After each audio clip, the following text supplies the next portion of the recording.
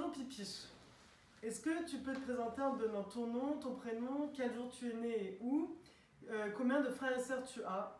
Alors, je me nomme Monsieur Phébis Georges, né le 21 décembre 1940, Paris 12e. J'ai une famille de 9 enfants. Et entre l'aîné et moi-même, il y avait 13 ans d'écart. Et actuellement, à ce jour, il y en a 2 qui sont décédés.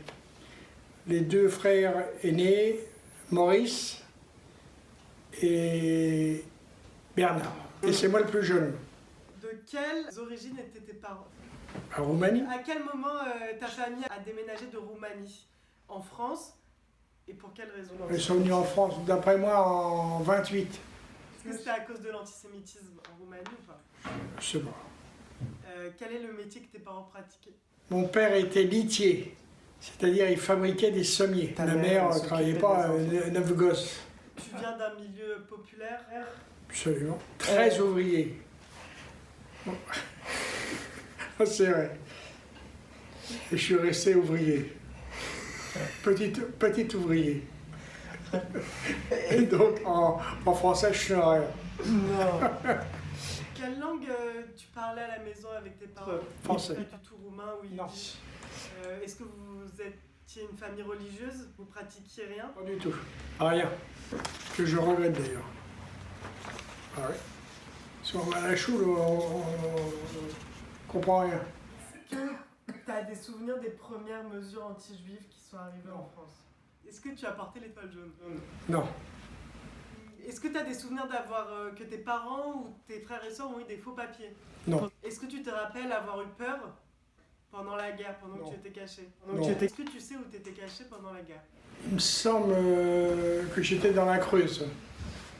Et si ma mémoire est bonne, il s'appelait, c'est des cultivateurs, Monsieur Marteau. Comme un marteau. Et c'était des gens qui cachaient des juifs contre de l'argent? Oui, Vous étiez nombreux? tout seul. Sans tes frères et sœurs? Tu sais où ils étaient tes frères et sœurs? Pas du tout. J'ai essayé de revoir, une fois que j'étais dans le quartier, enfin dans le secteur, C'est impossible. Tu sais ce que tes parents ont fait pendant la guerre en France?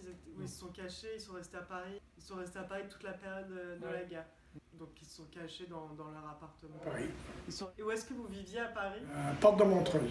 Mon père il travaillait chez Renault. Tu as continué à avoir À à bosser normalement.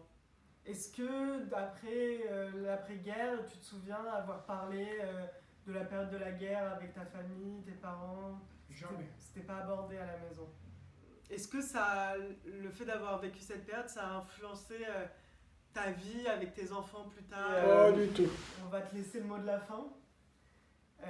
Qu'est-ce que tu aimerais dire à tes arrière-petits-enfants et à tes petits-enfants? Ils fassent leur vie. Bon. Qu'est-ce que je dis? Chacun fait sa vie. Hein. J'ai tout oublié, puis ça m'intéresse. Le passé, ça m'intéresse pas. Ce qui s'est passé avant, je m'en fous. Vivre dans le futur et ne pas regarder en arrière. Bah merci par rapport à ça.